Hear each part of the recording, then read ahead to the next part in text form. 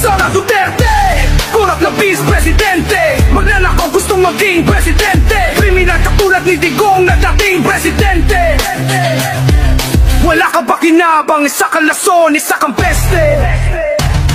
Impeach Sara Duterte, impeach Sara Duterte, sigaw ng taong bayan. Dalhin na sa korte, dalhin na sa korte.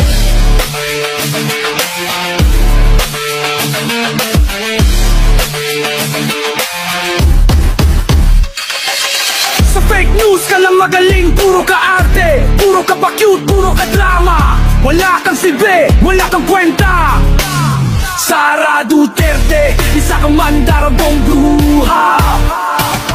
Impeach Sara Duterte, impeach Sara Duterte, sigaw ng taong bayan. Dalhin na sa korte, dalhin na sa korte. Nasaan na ang confidential fund surot? Mga pehingalan, halatang burakot. Dami mong excuses, dami mong palusot. Pagbaliwanag ka, ikaw ay sumagot. Style mo Sara, bulok na bulok. Ang kasinungalingan mo'y vulgar ng lubos. Impeach Sara Duterte, impeach Sara Duterte, sigaw ng taong bayan. Dalhin na sa korte, dalhin na sa korte. Ibalik mo ang mga ninakaw mo na sa labi, sa mga kabataan at mga estudyante na iyong inapi. Batas sa musgado, taong bayan ay kakampi. Sa katarungan, hindi ka magwawagi. Impeach Sara Duterte, impeach Sara Duterte.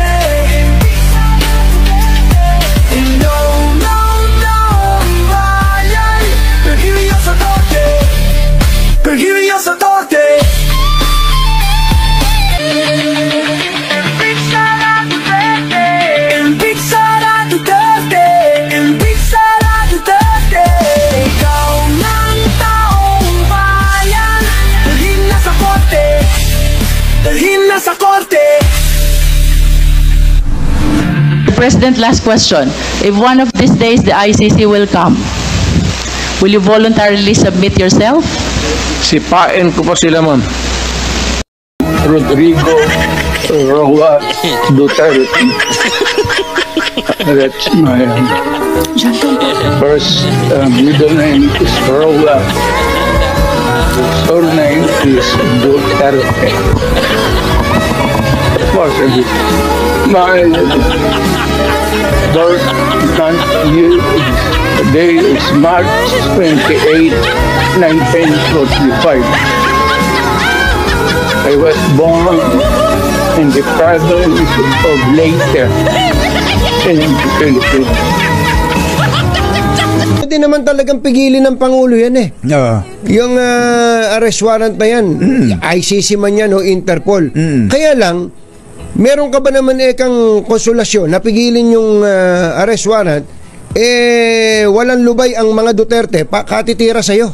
Isa pa yun. Ba't ka naman gagawa ng mabuti sa isang taong araw-araw ay tinatawag kang bangag, adik, diktador. Tapos pagpaplanuhan ka bang ipapatay? Paplanuhan ipapatay, tapos ipagtatanggol mo ba yan? Parang tama, sabi ko, okay, iba rin talaga pag may kausap ka ibang tao. Yan din naman yung binabanggit natin nung nakaraan na parang nag-extend ka ng reconciliation, helping hand, iniaabot mo, pero inaabot mo yung kamay, tinataga yung kamay mo. Na sinasabing bangag ka. Ba't mo kami aabotin? Bangag ka. Adik ka. Adik ka. Ngiwi ka. Lahat. Paano nga naman mangyayari? Kumbaga, tayo, umaasa ka sa kapwa mo na mabuti ang gagawin sa'yo, pero ginagawan mo naman siya ng masama araw-araw. Yun ang sinasabi natin. Kung nagaya ng mabulot ibubulkan,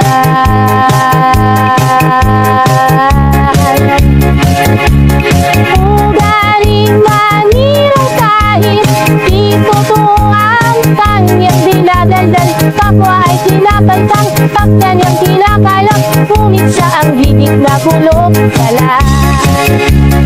Linitin mabot ang